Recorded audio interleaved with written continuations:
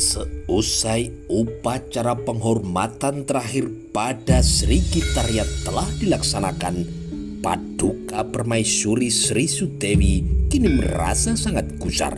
Di depannya, Dyahwiyat Raja Dewi Maharajasa memandangnya dengan nafas yang mengombak.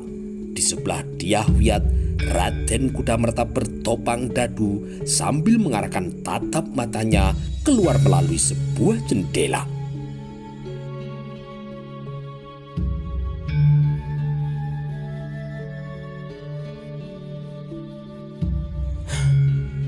Orang bodoh pun tahu. Orang yang paling bodoh pun tahu. Apa Kanjeng Rama dan Kanjeng Ibu tidak tahu bahasa perlambang macam apa yang telah diberikan oleh Sang Prabu? Bahasa perlambang yang demikian, anak kecil pun tahu tujuannya. Sri Baginda melakukannya di hadapan segenap rakyat. Segenap rakyat tahu apa yang kini dikehendaki oleh Sang Prabu. Dyahwiyat Raja Dewi Maharajasa merasa betapa berat tarikan nafas panjang yang ia lakukan dalam menghadapi kemarahan Permaisuri Sri Sudewi. Sri Sudewi kini tidak betah berada di atas tempat duduknya. Permaisuri Raja Hayam Wuruk itu kemudian memilih berdiri dan berjalan mondar-mandir. Ketika memejamkan mata, terbayang dengan sangat jelas di matanya saat-saat suaminya menyerahkan obor yang menyala itu kepada Bre Wirabumi.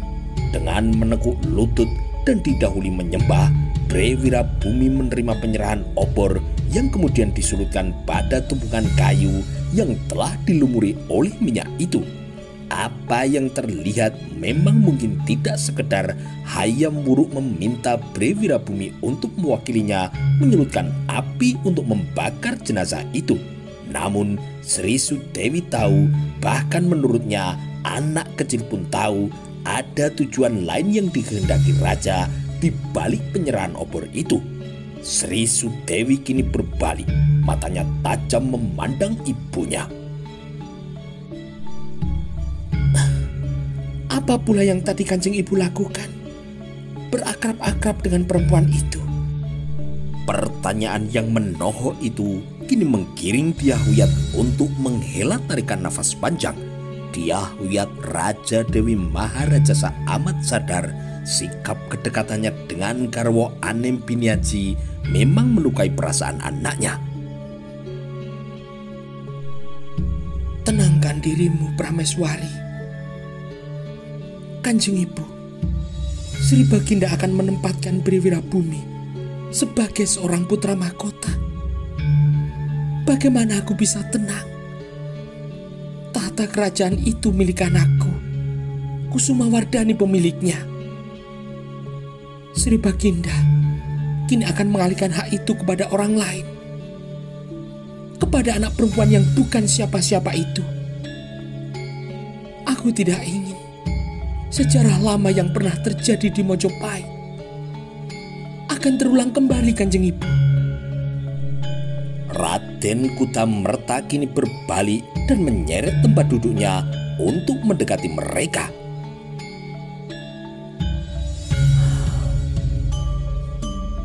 Apa penjelasan Kanjeng Ibu?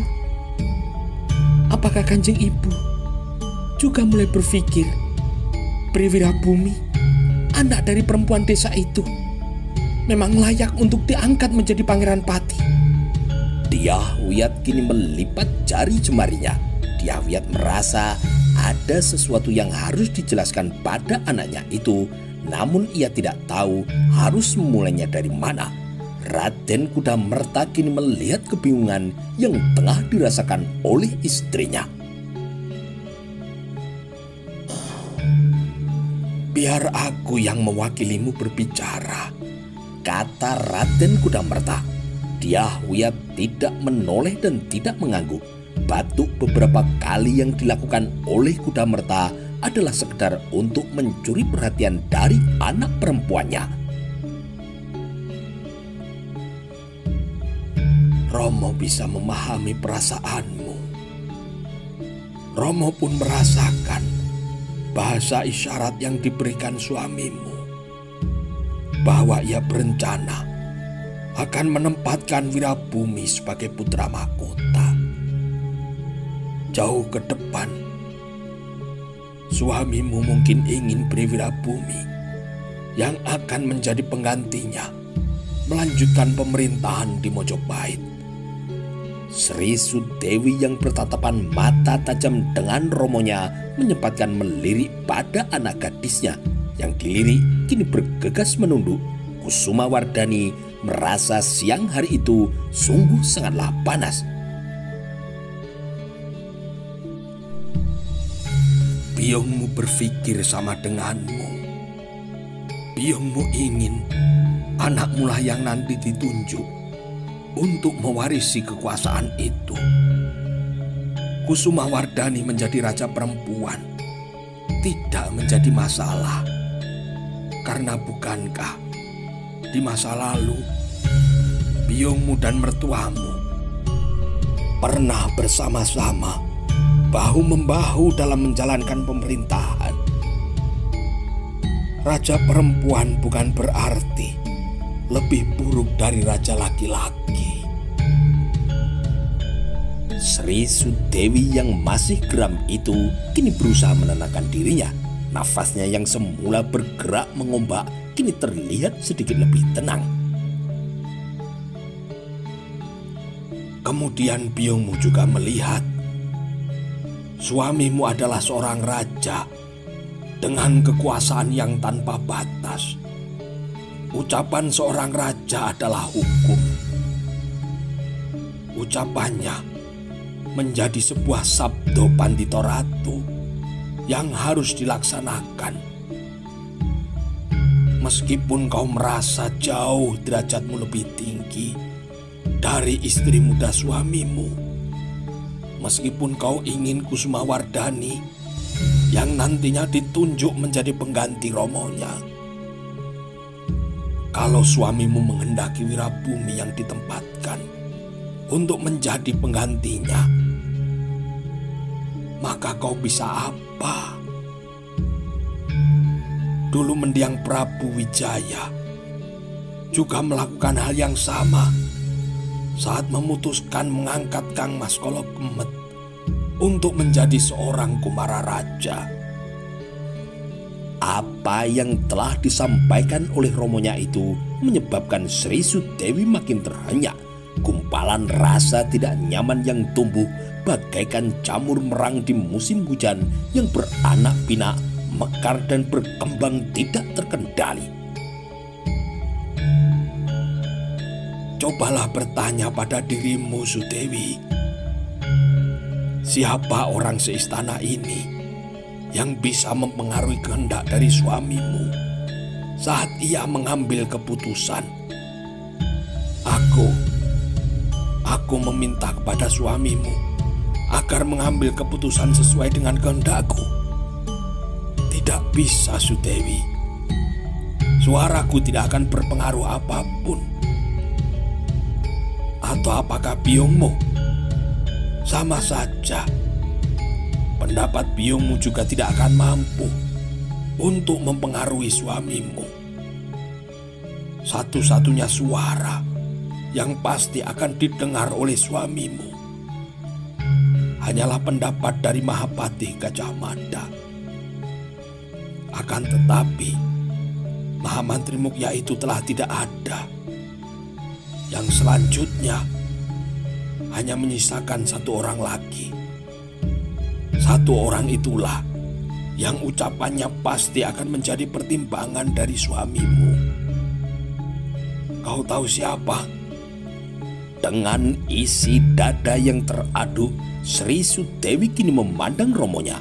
Dengan rasa penasaran yang tidak berhasil ia urai, Sri Sudewi kini menunggu romonya untuk melanjutkan kata-katanya. Kau tahu siapa orang yang punya pengaruh besar pada Sang Prabu setelah mendiang Mahamantri Mukya? Sri Sudewi kini menggeleng. Tanyakan pada biongmu. Ia yang sejak awal lebih tahu. Romo juga tahu itu dari biungmu. Sri Sudewi kini memejamkan mata.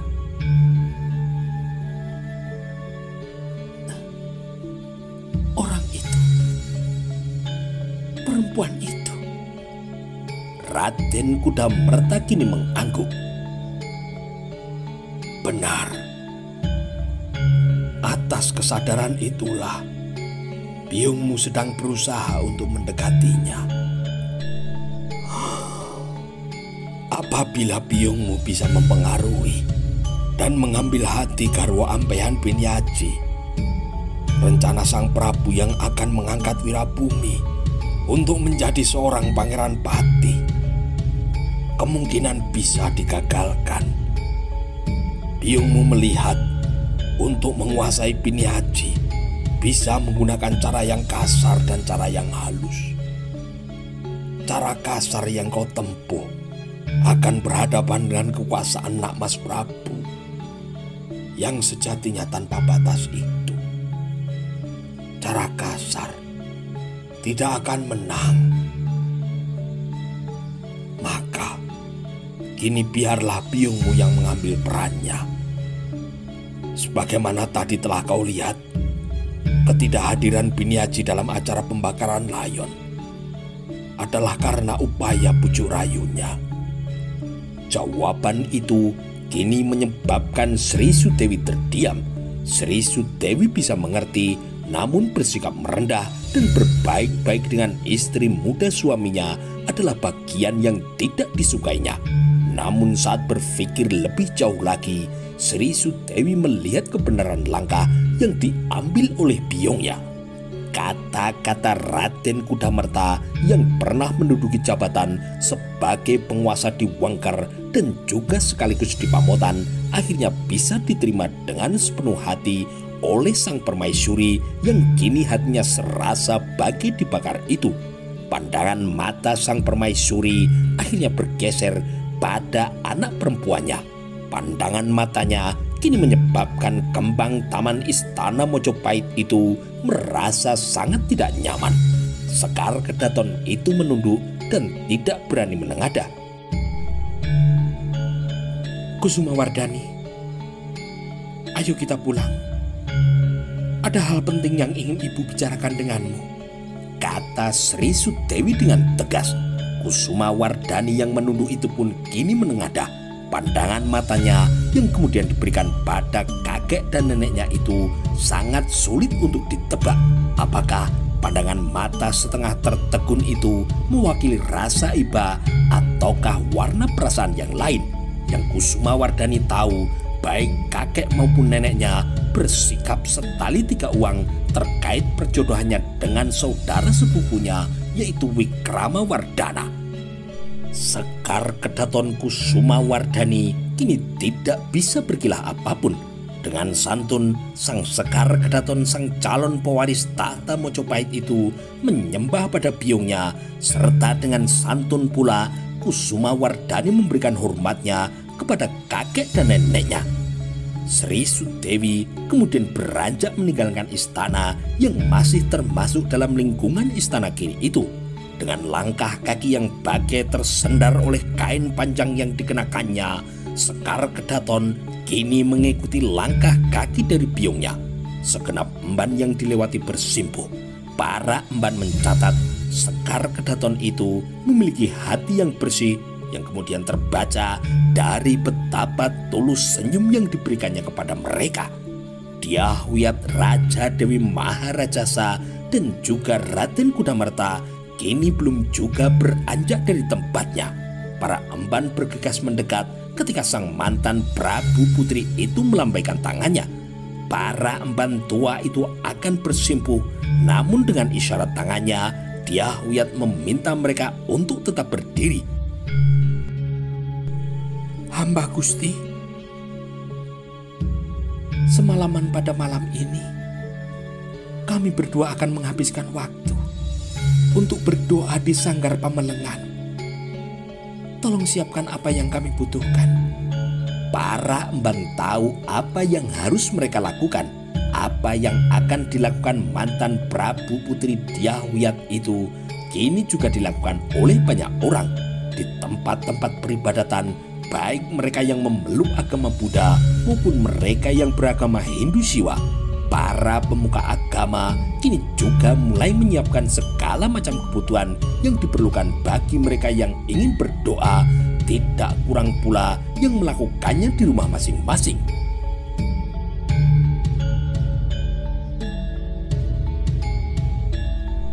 Sementara itu, di dalam pendopo istana Sang Permaisuri, Paduka Sori dan Kusuma Wardhani menunggu kedatangan sang raja. Dengan sangat santun, Kusuma Wardhani kini menyembah romonya. Hal yang sama mestinya juga dilakukan oleh Sri Sudewi.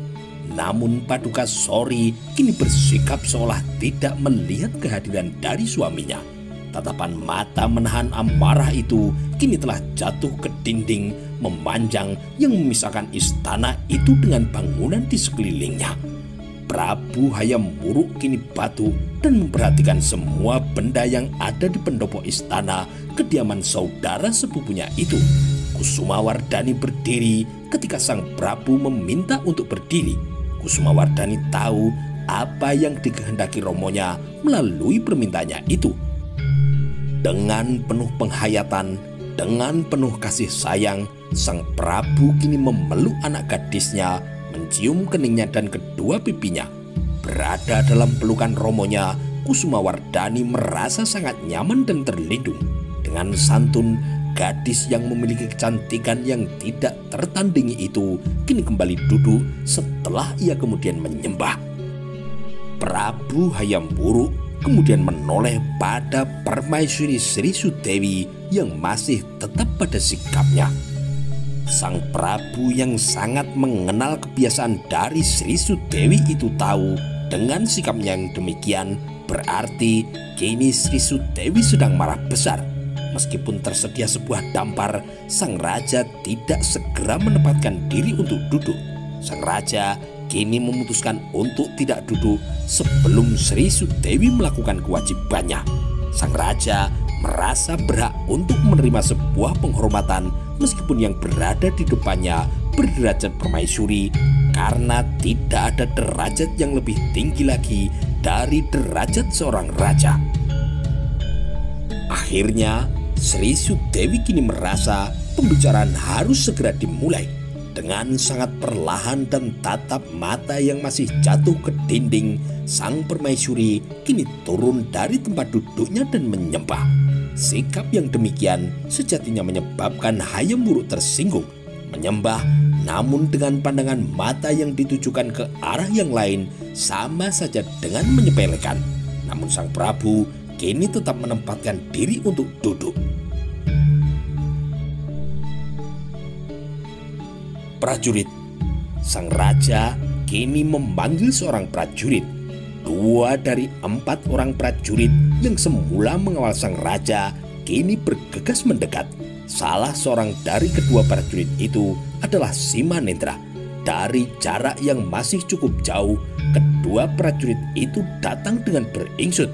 Pada jarak yang cukup dekat, kedua prajurit itu kemudian duduk bersila dan kembali merapatkan telapak tangan mereka. Hamba Gusti. Prabu Hayam Wuruk kemudian mengarahkan pandangan matanya ke arah pintu penghubung antara pendopo dengan bangunan induk. Aku tidak ingin pembicaraan ini ada yang mencuri dengar.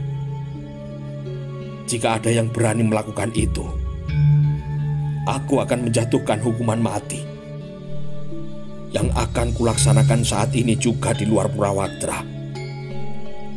Hal ini adalah sebuah pelajaran bagi para abdi dalem dan para emban. Seorang emban ternyata memang benar sedang bersembunyi di balik dinding dan mencoba menyimak pembicaraan yang akan berlangsung. Emban Ragaweni yang memasang telinga sangat terkejut ketika mendengar apa yang telah disampaikan oleh sang raja. Merasa keberadaannya bisa terancam, Emban Ragaweni tidak memiliki pilihan lain kecuali dengan segera bergegas pergi dari tempat itu. Emban Ragaweni melakukannya dengan sangat gugup. Ketidakhati-hatiannya telah menyebabkan kakinya terantuk jambangan tempat tanaman bunga hingga menjadi ambruk dan pecah berantakan. Dengan degup jantung yang bagai diayun dengan sangat kencang, Emban Ragaweni kini berusaha untuk bersembunyi di balik sebuah bilik dan menguncinya dengan rapat. Ia kini telah menyesali kecerobohannya. "Persoalan penting apa yang akan kau bicarakan?" tanya Prabu Hayam Wuruk. Sri Sudewi yang menunduk menahan diri itu kemudian menengadah. Dengan tidak kalah berani, ia mengimbangi tatapan mata dari suaminya itu.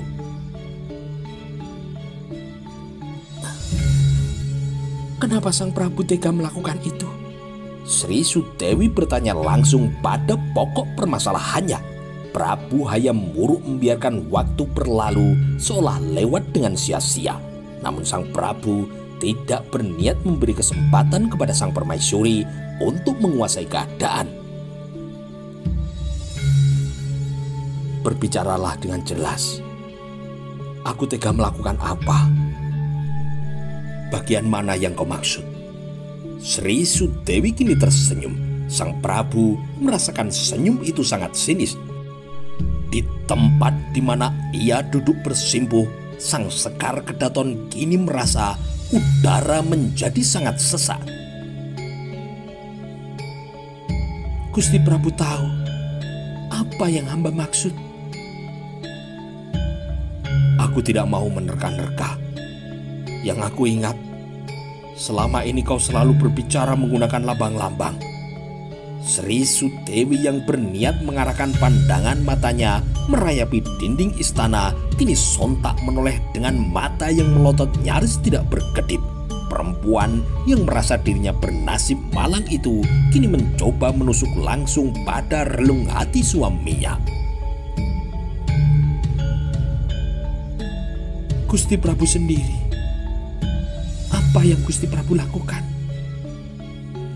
Gusti bahkan menggunakan bahasa perlambang yang dengan mudah dibaca oleh siapapun. Bahkan anak kecil pun bisa meraba apa yang berada di benak Gusti Prabu ketika menyerahkan obor itu kepada Wirabumi."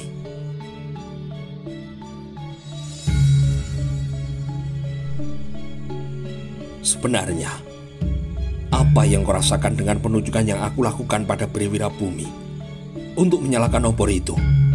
tanya Prabu Hayam Wuruk.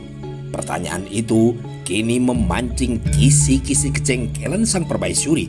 Ketika sedang marah, apapun yang disampaikan suaminya selalu dirasakan memancing kemarahan.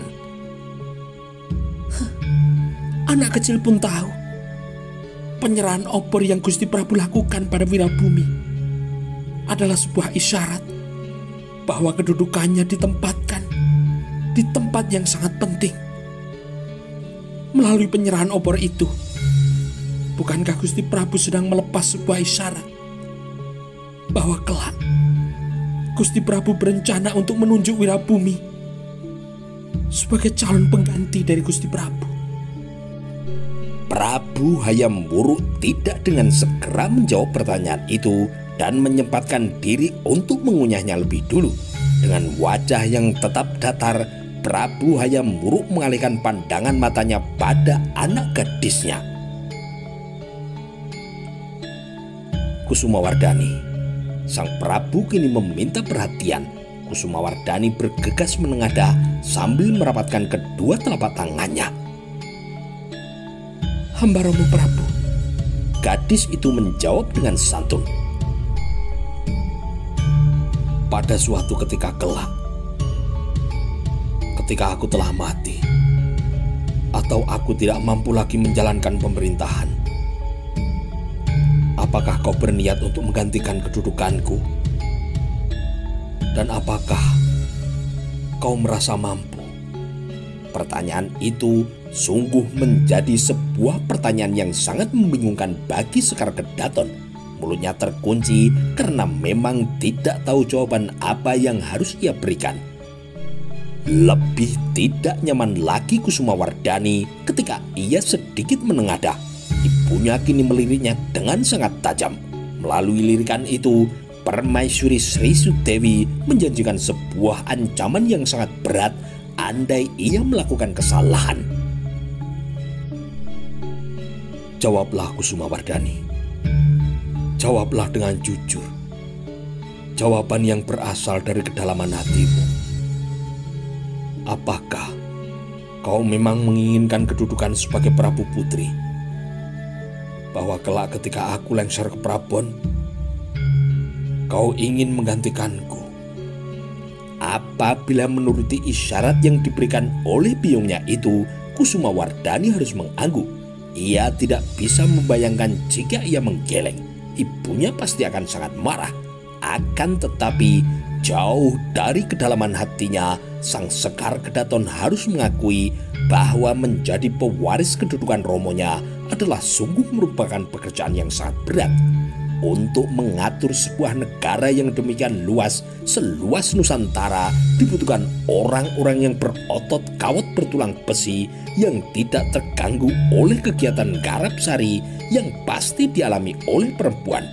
Orang yang berotot kawat bertulang besi semacam itu sudah ada contohnya. Majapahit menjadi sangat besar dan disegani karena pernah memiliki seorang yang seluruh tubuhnya terdiri atas otot semua. Orang itu adalah Gajah Mada. Kusumawardhani kini menghela sebuah tarikan nafas yang panjang. Gelisah yang tampil dalam bentuk keraguan-raguan itu telah membelenggunya. Berbicaralah atas nama kejujuran. Jangan ada seculi pun yang kau sembunyikan. Kalau kau ingin mengatakan merah, katakan saja warna merah. Kalau kau ingin mengatakan warna biru, katakan saja warna biru. Kembali Paduka Sori Sri Sudewi melirik untuk memberikan pengaruh pada Sekar Kedaton agar jangan memberikan jawaban yang tidak sejalan dengan kehendaknya. Akan tetapi sang permaisuri tidak bisa memberikan pengaruh itu karena Sekar Kedaton Kusumawardhani sedang menunduk dan bahkan memejamkan mata. Paduka Sori kini menampakkan wajah tegang dan menebal ketika melihat anak gadisnya menggeleng. Hamba Romo Prabu, hamba sadar bahwa di pundak hamba ada sebuah beban yang teramat berat terkait kedudukan hamba sebagai anak seorang raja yang terlahir dari permaisuri. Bila karena kedudukan itu, Romo Prabu menempatkan hamba sebagai calon pengganti, manakala Romo Prabu berhalangan, itu adalah sungguh merupakan sebuah kehormatan yang tiada terkira. Prabu Hayam Wuruk menyimak setiap kata yang diucapkan oleh anak gadisnya itu dengan penuh perasaan. Hal yang sama kini juga dilakukan oleh sang permaisuri. Dengan mata yang tidak berkedip, Paduka Sori memperhatikan raut muka dari anak gadisnya. Paduka Sori berharap Dyah Kusumawardhani akan membuka matanya yang terpejam. Namun rupanya Dyah Kusumawardhani sengaja bersikap demikian untuk menjaga dirinya jangan sampai hatinya goyah dan terpengaruh oleh sikap dari biungnya. Namun hamba juga sadar sesadar-sadarnya bahwa taruhannya sangat besar bagi hamba untuk kemudian menerima tanggung jawab yang demikian besar itu. Termasuk taruhan yang sama besar berada di pundak Romo Prabu. Apabila hambalah yang nantinya akan ditunjuk untuk menjadi pengganti, nasib sebuah negara yang akan dipertaruhkan. Merah padamlah kini wajah sang permaisuri. Namun di hadapan sang raja, sang permaisuri tidak mungkin melakukan apapun. Yang bisa ia lakukan kini hanya menahan dirinya. Prabu Hayam Wuruk kemudian berdiri dari tempat duduknya, dan bergegas mengayunkan langkah kakinya menuju pintu yang menghubungkan ruangan itu dengan halaman samping. Diah Kusuma Wardani yang menengadah gugup kini kembali menundukkan wajah ketika berisi robok pandang dengan biungnya. Paduka Sori Sri Sudewi melotot atas nama amarah yang nyaris meledakkan dinding kepalanya. Dari jendela yang terbuka, Prabu Hayam Wuruk kini mengarahkan pandangan matanya tertuju pada pohon kelapa, di mana seekor beruk yang dihubungkan dengan tali masih berjibaku melaksanakan tugasnya dalam memetik buah kelapa. Majapahit membutuhkan Kakang Gajah Mada. Majapahit yang besar membentang dari Onin di ujung timur bumi ini, menusuk ke arah barat, di mana membutuhkan waktu berbulan-bulan lamanya untuk sampai di Tumasek, Tarmasraya, bahkan melintas ke Langka, adalah karena Majapahit memiliki seorang Mahapati yang pilih tanding. Sayang sekali, Kakang Gajah Mada adalah orang yang sangat langka. Sampai saat ini, aku tidak berhasil menemukan sosok yang bisa menggantikannya. Sosok yang tegas dan kukuh dalam bersikap, yang tangguh dalam menghadapi medan berat macam apapun. Ia adalah sosok yang disegani oleh semua negara bawahan, yang menyebabkan mereka akan berpikir 100 kali bila berniat untuk memisahkan diri dari Mojopahit. Kakang Gajah Mada memiliki ketegasan yang tidak menyisakan keraguan ketika ia menjatuhkan perintah perang. Ia juga tidak merasa gamang ketika memutuskan untuk berangkat memimpin sendiri pasukan menuju ke seberang lautan. Tentu aku juga tidak bisa menghapus dari ingatanku setelah apa yang terjadi di lapangan Bubat. Kakang Gajah Mada yang terpukul kemudian mengundurkan diri dari jabatannya. Masih belum lama hal itu terjadi. Baru dalam hitungan 1-2 tahun, sudah mulai muncul gejala-gejala para negara bawahan memisahkan diri. Itulah sebabnya aku memutuskan untuk memanggilnya kembali untuk menduduki singgasana kepatian yang ditinggalkannya.